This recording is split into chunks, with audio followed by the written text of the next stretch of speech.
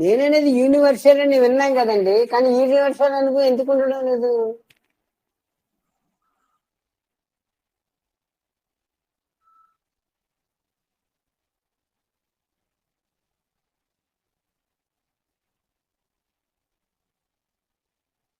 ఉదాహరణకు వస్తే అనేక నేనులుగా మనకు కనిపిస్తున్నాయి, కానీ లోపల వ్యవహరించేవాడు ఒక్కడే కదా.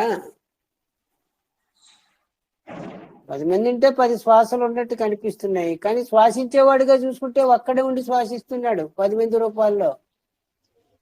10 మంది భోజనం చేస్తుంటే 10 మంది భోజనం చేస్తున్నట్టుగా అనిపిస్తుంది, కానీ భోజనాన్ని జీర్ణం చేసేవాడుగా చూసుకుంటే ఒక్కడే ఉన్నాడు ఆ భోజనం జీర్ణం చేసేవాడుగా.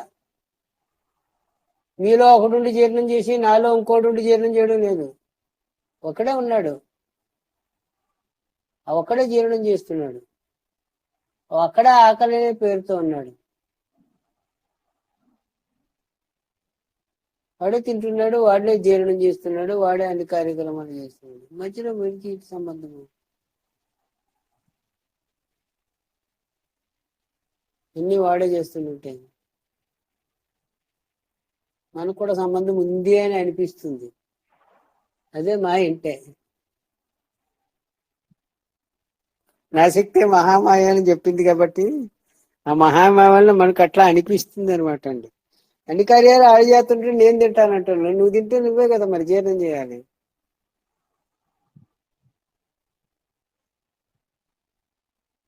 జీర్ణము ఆడు చేస్తారా, మీరు తింటాడా? మీరేమో భోజనం చేస్తారా? మీరు తింటే ఆడు జీర్ణం చేయడం, మీరే కదా జీర్ణం చేసుకోవాలి. వాడు శ్వాసిస్తే మీరు బతుకుతున్నారు, వాడు శ్వాసిస్తే మీరు బతుకుతున్నారు, మీరు వ్యవహారం చేస్తున్నారు. వాడు శ్వాసించేది మీరు కాదు, ఎవడో అనేది లేదు. వాడు లేకపోతే చలనమే లేదు, ఇంకేముంది. కాబట్టి ఆ వాడు అనేదాన్నే మనం పరంపద అనే పదంతో చెప్పుకుంటున్నాం. నేను అనేది వాడు, వాడి పేరు అనమాట నేను అనేది. ఆ పేరు లేనికు పేరు పెట్టుకున్నాం నేను అని. ఆ నేనే వాడి పేరు కావాలి మొత్తం. కాబట్టి ఆ ఒక్క వాక్యం వినిపిస్తూ ఉండాలి. విచారణ భగవాన్ని ఎవరో ఒక అమ్మ అడిగారట, తమరు చెప్పినటువంటి విచారణ మార్గం నాకేం అర్థం అవడం స్వామి, తమకి ఏదన్నా నాకు అర్థం ఏదన్నా అదేదో చెప్తున్నారు విచారణ అంటున్నారు, నేను ఎవరినైనా అనుకోమంటున్నారు, ప్రశ్నించుకోమంటున్నారు, నాకేం అర్థం కావడం లేదు, నాకు ఏదైనా చెప్పండి స్వామి అంటే, నాకు నాకు అని సంబోధిస్తారు కదా మామూలుగాని. మరి నేను నేను నేను నేను అనుకో సరిపోతుంది అన్నారు భగవాన్.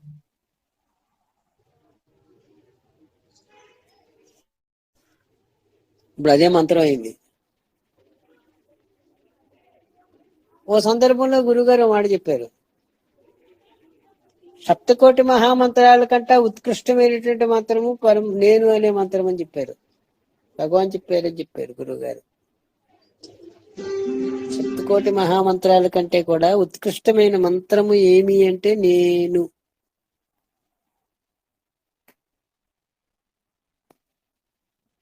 నేననే మంత్రానికి ప్రాధాన్యత ఇస్తున్నామా?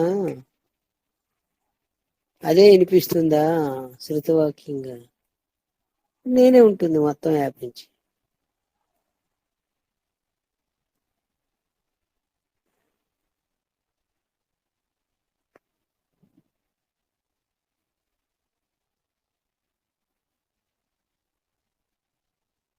నేను డాష్ పెట్టి మనం ఏదో పేరుతో పూరించుకుంటున్నాం కదా.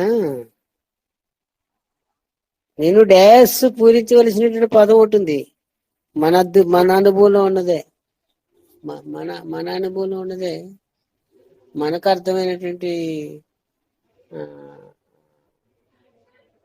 భాషలో చెప్పుకోవచ్చు. మన అనుభవంలో ఉన్న విషయం ఏం పూరించాలి చెప్పుంటే, నేను డాష్ పూరించేది చెప్పండి మన అనుభవంలో ఉన్నది. నేనునే కదా గురుగారు, ఇంకేముంటుంది వేరే పదం? డాష్ పెట్టి నేను అది. కాబట్టి నేను అంటే నేనే, నేను అనేది మళ్ళీ డాష్ పెట్టి నేనంటే మళ్ళా నేనుకే అర్థం చెప్పినట్టు కాదు కదా. కాబట్టి నేను డాష్ పెట్టి దాని అర్థాన్ని పూరించారంటే ఆకాశం పెట్టు. మన అనుభవంలో ఉన్నది పూరించుకోవాలంటే ఆకాశం పూరించుకోవాలండి. నేను డాష్కి అర్థం ఏంటంటే ఆకాశం అని, నేనంటే ఆకాశం అని దాని అర్థం. నేనన్నా ఆకాశం అన్నా ఒకటి. జ్ఞానం ఓకే, అనుభవంగా నేనంటేనే జ్ఞానము. నేనంటేనే నేనుకు పర్యాయ పదం జ్ఞానమనే. ఆ జ్ఞానము ఈ జ్ఞానము ఆకాశముగా ఉంది వ్యాపించి. వ్యాపకంగా అనుభవంగా ఉన్నది ఏది అంటే అంత ఆకాశం. సూక్ష్మంగా ఉన్నది. అన్నిటి గర్భంలో తానున్నది, అన్నిటినీ తన గర్భంలో పెట్టుకుని ఉన్నది. అజ్ఞానమే. జ్ఞానమే ఆకాశముగా ఉన్నది. ఆకాశాన్ని ఈసారి నేనంటే ఆవరించి ఉన్నది. జ్ఞానము ఆకాశాన్ని ఆవరించి ఉన్నది. జ్ఞానమే ఆకాశంగా ఉన్నది. మళ్ళా ఆకాశంగా ఇంకోటి ఏదో తీసుకొచ్చి పెడుతున్నారు మీరు. జ్ఞానమే ఆకాశంగా ఉన్నది.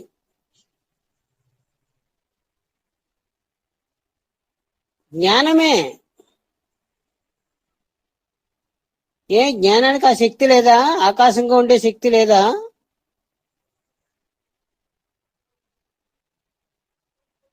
జ్ఞానముకి ఆకాశంగా ఉండే శక్తి లేదా అని అడుగుతున్నాము. ఉంటుంది, చిదాకాశము అంటాము. అవన్నీ పేర్లు కదండి. జ్ఞానమన్నా చిత్తన్నా ఒకటే కదా. చిత్తన్నా జ్ఞానమన్నా ఒకటే కదండి. చిత్త అంటే జ్ఞానమని. జ్ఞానం అంటే ఇప్పుడు మాట్లాడేదని. ఎవరు వింటున్నారు, ఎవరు మాట్లాడుతున్నారో వారు అని జ్ఞానం అంటే. ఎవరు మాట్లాడుతున్నారు, ఎవరు వింటున్నారు, అది ఆకాశం వలె వ్యాపించి ఉన్నది అని. ఆ మాట్లాడేది, ఆ వినేది ఏదైతే ఉన్నదో అది ఆకాశంగా వ్యాపించి ఉన్నది. అన్నిటినీ తన గర్భంలో పెట్టుకుని ఉన్నది. అన్నిటి గర్భంలో తాను ఉన్నది. తాను లేని చూడలేదు. జ్ఞానమే. జ్ఞానం అనేది ఆకాశం, అనుభవమైన ఆకాశంగా వ్యాపించి ఉన్నది అని.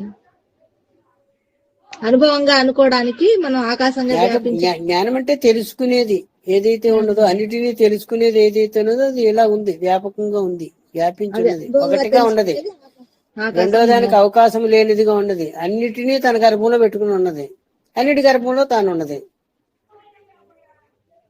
దొరకదు పట్టుకుందామంటే. చూద్దామంటే కనిపించదు. ఉందంటే ఎలా ఉందో చూపించంటే చెప్పడం కుదరదు.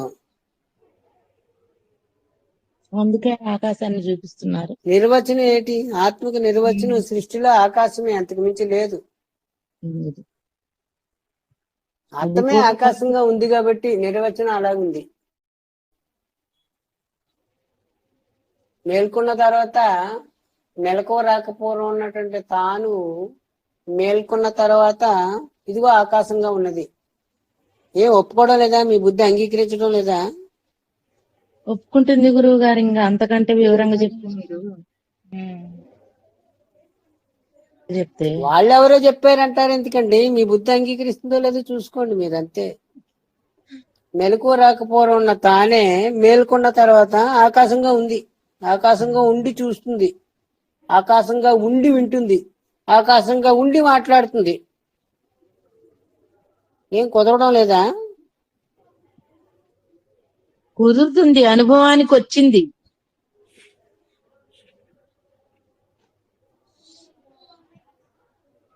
గురుగారు, ఇక్కడ వింటం అంటే మనుషులే కాదు మిగతావన్నీ కూడా వింటున్నాయి అనుకోవచ్చా? అదే ఆరోపణలో వింటుంది అనుకోవచ్చు కదా గురుగారు? తానే. తను లేకుండా వినే శక్తి ఎవరికి లేదు ఈ సృష్టిలో. చెట్లు, చేమలు అన్ని మొత్తం అదే వింటుంది, ఆరోపణ. అదే ఉంది, ఉనికిగా ఉన్నది, అదే జడంగా ఉన్నది. అయ్యా, మనం రెండు పేర్లతో అనిపిస్తున్నాం, కొంత జడమని, కొంత చైతన్యమని. జడంగా ఉన్నది తానే, చైతన్యంగా ఉన్నది తానే, కదిలేదిగా ఉన్నది తానే, కదలనిదిగా ఉన్నది తానే, రాయిగా రప్పగా ఉన్నది తానే, బ్రహ్మాది దేవతలుగా ఉన్నది తానే. సర్వము తానే. అంతే. పశుపక్షాది క్రిమి కీటకాదులుగా ఉండి వింటున్నది తానే.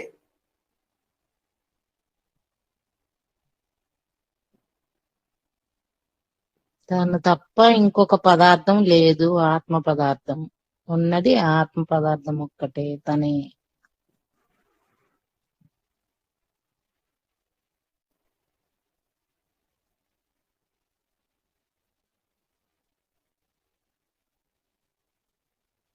గురువు గారు నమస్కారం అండి. నమస్కారం. గురువుగారు మీరు సత్సంగం మొదలు పెట్టేటప్పుడు ఒకటి చెప్పారు, లైక్ ఈ పరమపదం సత్సంగం వినడం ద్వారా సిద్ధి పొందుతాడు, అంతా తానే అని తెలుసుకుంటాడని చెప్పేసి అన్నారు. ఈ ప్రపంచం అంతా తనలోదే అని గ్రహిస్తాడు, తన మాటలే తను వింటున్నట్టు ఉంటుంది అని చెప్పారు. అయితే ఉదాహరణకి ఇప్పుడు ఈ సత్సంగమే ఉంది. ఈ సత్సంగం కేవలం నా ఒక్కడి అనుభవమే కాదు కదా, ఇక్కడ ఉన్న అందరిది అనుభవం కదా. అందరూ వింటున్నారు కాబట్టి, అంటే ఇది ఈ ప్రపంచం నాలోది అంటే నాకు మాత్రమే ఉండాలి కదా, అది అందరికీ ఎట్లా వర్తిస్తుంది?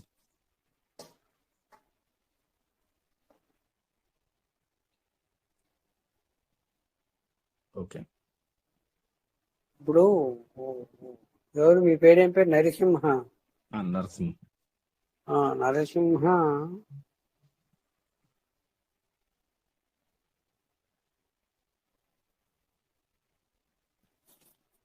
గురువు గారు. నరసింహ ఉన్నది ఎవరో, ఎవరుంటే నరసింహ ఉన్నారు? నేను ఉంటే ఉంటుంది. నేనుంటే నరసింహ ఉన్నారు, అంతే కదా. నరసింహ ఉంటే నేను ఉన్నదా? మీరున్నారా? మీరుంటే నరసింహ ఉన్నారా, లేక నరసింహ ఉంటే మీరున్నారా? మీరుంటే లేక నరసింహ ఉన్నారా? నేనుంటేనే కాబట్టి మీదే మొత్తం ఇదంతా కథ అంతా మీ ఒక్కరిదే లెక్కకు వస్తుంది. మీరుంటే నరసింహ ఉన్నాడు అనే మాటలు మీరు అంగీకరిస్తారా, అంగీకరించరా? అంగీకరిస్తాను. అంగీకరిస్తే ప్రపంచానికి పర్యాయ పదం అండి నరసింహం అనే మాట, పదము. నరసింహం అంటే ప్రపంచానికి పర్యాయ పదం అండి. నరసింహ అన్న ప్రపంచం అన్న రెండింటి అర్థం ఒకటే. అక్కడ స్థూలంగా ఉంది, ఇక్కడ సూక్ష్మంగా ఉంది, అవే భూతములు. కాబట్టి మీరుంటేనే ప్రపంచం ఉందని దాని అర్థం. మీరుంటేనే నరసింహం ఉన్నాడు అనే మాటను మీరు అంగీకరిస్తే మీరుంటేనే ప్రపంచం ఉందని చెప్పడం అనమాట, ఇండైరెక్ట్ గా. మీరు చెప్తున్నారు ఆ మాట. కాబట్టి మీరుంటేనే మేము అందరం ఉన్నామని అర్థం. ఇప్పుడు కూడా ఈ సత్సంగంలో ఉన్న వాళ్ళందరూ కూడా మీరుంటేనే మేము అందరం ఉన్నట్టు లెక్క. మీరు లేకపోతే మేము ఎవరం ఉండమని మీరే చెప్తున్నట్టు ఆ మాట. మీరుంటేనే నేను నరసింహం ఉంటాడో లేకపోతే లేదనే మాటను మీరు ఒక్క మాటనే అంగీకరిస్తే మొత్తం సృష్టి అంతా కూడా అప్లై అయిపోతుంది ఆ ఒక్క మాటే. మీరుంటేనే మేము అందరం ఉన్నట్టు లెక్క, లేకపోతే ఎవరూ ఉండరు. ఎందుకంటే మీరే ఉంటే నరసింహం ఉంటారు, నరసింహం ఉంటే ప్రపంచం వచ్చేస్తుంది. అప్పుడు అందరుగా ఉండదు మీరే కదా లెక్క వస్తారు. నరసింహంగా ఉండడం అంటే అందరుగా ఉండడం అని అర్థం. అందరిలో ఒక భాగానికి గీత గీసుకుని రౌండ్ చుట్టుకుని ఇదిగో నరసింహాన్ని బొట్టెట్టుకోవడంలో మీరు డివైడ్ అయిపోయారు అంతే. రూపంలో మీ చేతిలో ఉన్నప్పటికీ ఒక బుర్రకి ఇలా సింబల్ పెట్టి ఇది మాత్రం నేను అన్నట్టుగా మీచే చూడబడే దాంట్లో నరసింహుని కూడా ఒకటే. కాబట్టి ఇక్కడ మాత్రమే మిమ్మల్ని మీరు చూసుకోవడం వల్ల మీరు పరిమితం అయిపోయారు. కానీ మీచే చూడబడేదే కదా ఇదంతా, నరసింహతో సహా. అవునండి. ఇంత సందేహం ఏముంది? అలాగే.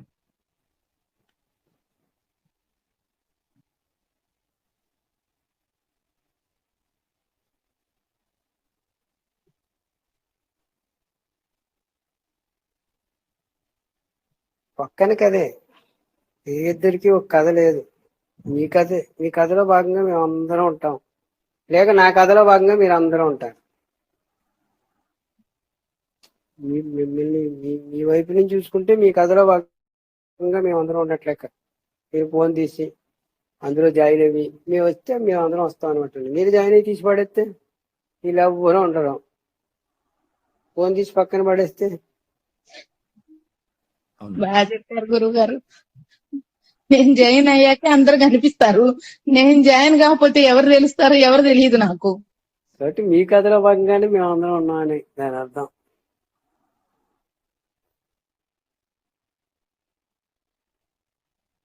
అలాగే గురుగారు.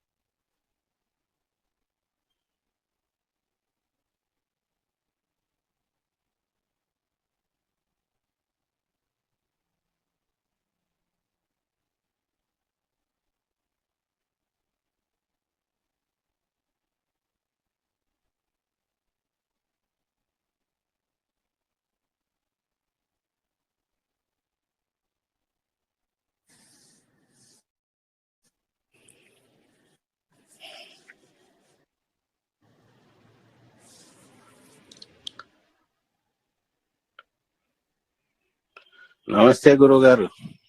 అయ్యా నమస్కారం అండి. నమస్కారం. ఇప్పుడు అన్యం అలవాటయ్యి ఏకత్వాన్ని అంగీకరించడం కష్టమవుతుంది. మీ ఇష్టం ఎలా అయినా ఉండొచ్చు, మీ సాయిస్.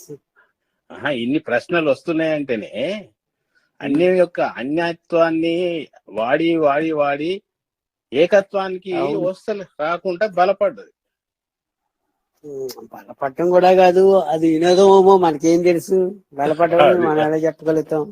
అది అదే అది వినోదంగా అలాగ ఉండాలనుకుని ఉంటున్నాడేమో, మనకెలా తెలుస్తుంది. అవును. కాబట్టి దాన్ని బలపడ్డదని అనుకోకూడదు. అదే అదే ఒకవేళ మీకు బలపడితే అనుకోవచ్చు, సందేహం లేదు. నాకు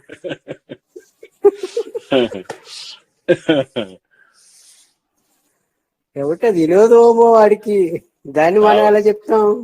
అంతే, అట్లా కూడా కావచ్చు. మన వైపు నుంచి మనం ఏమన్నా మాట్లాడుకునే రైట్ ఉంటాను కానీ ఇతరులను ఎలా చెప్తాం, మనం అలా చెప్పలేం కదా. అది వాడికి వినోదం. అవు.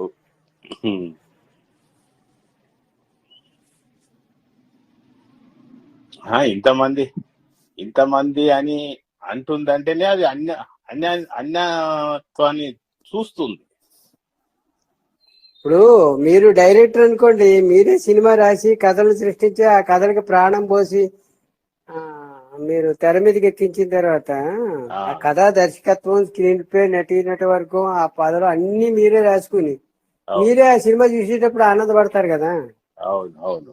అట్లాడే అనమాట అండి.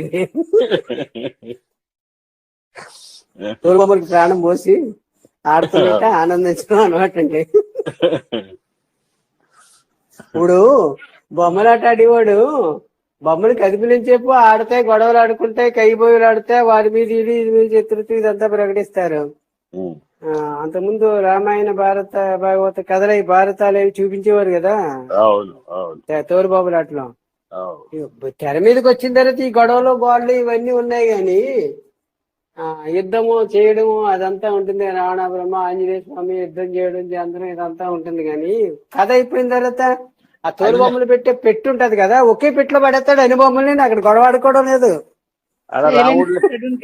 రాముడు లేడు, రావణాసురుడు లేదు, ఆంజనేయ లేదు, గొడవ లేదు, వైరు లేదు, అన్ని ఓదారి మీద ఒకటి పడేస్తాడు అంతే. అన్ని కలిసి ఉన్నాయి ఒకే చోట్లో, ఒకే బొమ్మలు అన్ని. ఇక్కడ బయటకు వచ్చేసిన తర్వాత మాత్రం సీన్ తేడా వస్తుంది. పెట్లో ఉన్నప్పుడు అన్ని బొమ్మలు ఒకే చోట్లో, ఒకే మూటలో పడి ఉన్నాయి. తెర మీదకి వచ్చినప్పుడు మాత్రం వైరం కనపడుతుంది. ఏది నిజమందాము? పెట్టెలు ఉన్నప్పుడు అది గారు పాత్రలకు వచ్చే వరకు అవి నామరూపాలు, పేర్లు, వాటి పాత్రలు విడివిడి ఉన్నాయి కదా, అప్పుడు కొట్టుకున్నాయన్ని. కాబట్టి పాత్రానుగుణంగా వ్యవహరించడమేనే కదా దాని అర్థము. కాబట్టి నటన అయ్యింది. నటనని గుర్తిస్తే లేలే కదా. అంతే అంతే. నటనని గుర్తించకపోతే నిజమైంది, కానీ గుర్తిస్తే లేలయ్యింది కదా. గుర్తిస్తే లేలే, గుర్తించకపోతే నిజమవుతుంది అనమాట. గుర్తించకపోతే ఇప్పుడు ఆయన స్టేజీ మీద ఎక్కి హరిశ్చంద్ర సినిమాలో అందరినీ కంటతడి పెట్టించాడు. బయటకు వచ్చిన తర్వాత అదే చూసి ఆయన ఆనందపడుతున్నాడు, ఇంతమంది బాధపడుతుంటే. అంతమందిని ఏడిపించానని, ఇంతమంది ఏడిపించాడు నేనని, ఇంత బాగా రక్తి కట్టించాను ఆ పాత్రలో. అబ్బా పాత్రకు ప్రాణం పోసేసాం అనుకుంటే తానే ఆనందపడతాడు తన పాత్రను చూసుకుని. జనం ఏడుస్తుంటే అంత బాగా నటించాను, వాళ్ళు జీవించారు నా నటనలోని. కాబట్టి అంత పర్ఫెక్ట్ గా నటిస్తున్నాడటండి వాడు. వీడు జీవిస్తేనే వాళ్ళు జీవించారు. అవును, అంత పర్ఫెక్ట్ గా నటిస్తున్నాడు అని. అంతే, నటిస్తున్నాడనే సంగతిని కూడా మరిచి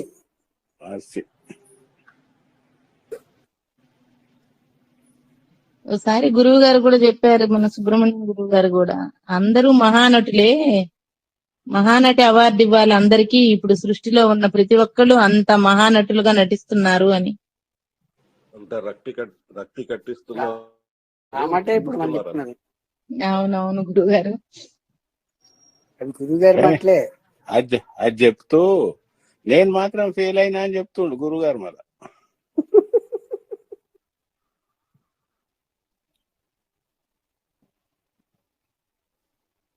అక్కడే ఉంది.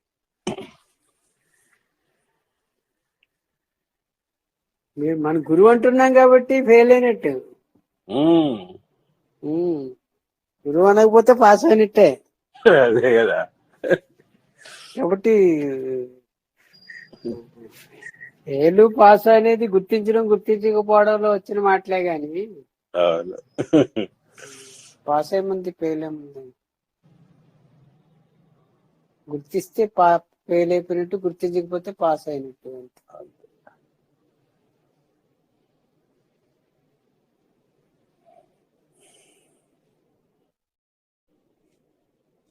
గురుగారు మీరు చెప్పిన ప్రకారం నేను ఉంటేనే ప్రపంచం ఉంది, నేనుతోనే మొదలైంది. అలాంటప్పుడు అంత నేను అనుకున్నప్పుడు నా నా కంట్రోల్లోనే ఉండాలి కదండి. అంత నేనని అనుకోవడం కాదు, నేనే స్వానుభవంగా ఉండుట. ఉంది అన్నప్పుడు నా ప్రపంచం కూడా ఉండి చూడండి, ఉంటే తెలుస్తుంది. అప్పుడు మీ కంట్రోల్లో ఉందో లేదో తెలుస్తుంది. ఓకే. మీరు మీ కంట్రోల్లో అంటే నరసింహ కంట్రోల్లో ఎందుకు ఉంటుంది? నరసింహ వాడిలో భాగం కదా. అవునండి. ఆ నేను రెండో ఒకటి లేని ఒకటి. ఈ నేను అన్ని ఒకటిల్లో ఉన్న ఒకటి. అగ్గిపెట్టిగా ఉన్న ఒకటి. అగ్గిపెట్టెల్లో ప్రతి పుల్ల కూడా ఒకటి అని లెక్క పెట్టినప్పుడు ఒకటి అయినా ఒకటి. అందులో 50 పుల్లలు ఉన్నాయనుకోండి అగ్గిపెట్టెలోని, అందులో మొదటి పుల్ల ఒకటి అనే అర్థం వస్తుంది. అగ్గిపెట్టిగా ఉన్నప్పుడు కూడా ఒకటి అనే శబ్దం ఉంది. అగ్గిపెట్టెల్లో పుల్ల తీసి బయటకు చూపించిన తర్వాత కూడా ఒకటి అనే అర్థం ఉంది. కానీ అగ్గిపెట్టెల్లో ఉన్న పుల్లల్లో ఉన్న ఒకటికి అనేక ఒకటిల్లో ఈ ఒకటి. అగ్గిపెట్టి ఒకటికి అర్థం ఏమంటే అన్ని ఒకటిలో తనలో పెట్టుకున్న ఒకటి. దానికి ఒకటే రెండో సంఖ్య ఉండదు. అగ్గిపెట్టిగా ఉన్న ఒకటికి ఇంకో రెండో సంఖ్య లేని ఒకటి. అది అన్ని ఒకటిలో ఒకటిగా ఉన్న ఒకటి. దీనికి రెండో సంఖ్య ఉంటుంది ఈ ఒకటికి. కాబట్టి మీరొకటి, నేనొకటి, వారు ఒకటి, ఇంకోటి, కోటి మంది ఉంటే కోటి ఒకట్లు అనమాట. ఒకటో ఎక్కువ ఇది. ఓకే. కోటి మంది ఉంటే కోటి ఒకట్లు కనపడుతున్నాయి. కానీ అగ్గిపెట్టిగా ఉన్న ఒకటికి రెండో ఒకటి లేదు. ఇంకా